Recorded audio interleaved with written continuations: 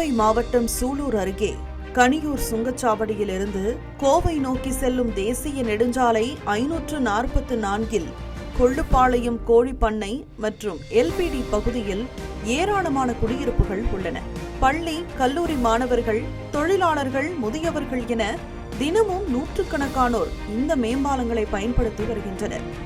தற்போது அந்த பாலங்களின் கீழ் அமைக்கப்பட்ட மின் விளக்குகள் செயல்படாததால் மாலை நேரம் தொடங்கினாலே அப்பகுதி முழுவதும் இருளில் மூழ்கிவிடுகிறது.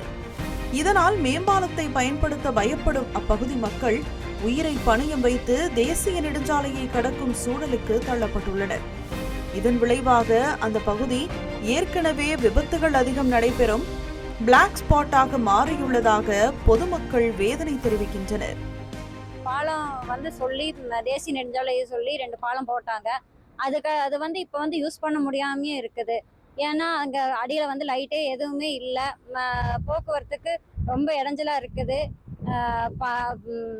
டாஸ்மார்க் 2 டாஸ்மார்க் இருக்கிறதுனால பொம்பளை பிள்ளைங்க அந்த வழியை போகவே முடியறதில்ல. ரொம்ப கலாட்டா பண்றாங்க, ரொம்ப பிரச்சனை ஆகுது. ஆனால் லைட்டு இல்லைன்னு யாருமே அதை கண்டுக்கிறதே இல்லை.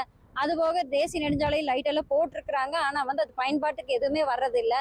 இதனால ஆக்சிடென்ட்ஸ் அதிகமாகுது. பாலத்துக்கடியே போகாம எல்லாருமே மெயின் ரோட்டை கிராஸ் பண்றதுக்கு மேலே கிராஸ் பண்றாங்க.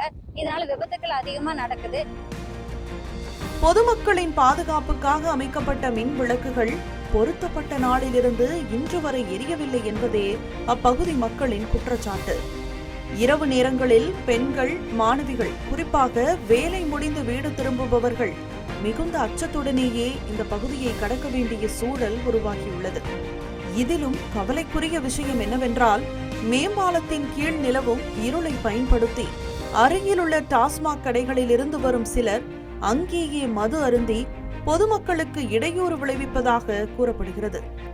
குறிப்பாக பெண்களிடம் தகராறு செய்வது, வாகன ஓட்டிகளிடம் பிரச்சனை ஏற்படுத்துவது போன்ற சம்பவங்களும் அதிகரித்து வருவதாக அப்பகுதி மக்கள் குற்றம் சாட்டுகின்றனர்.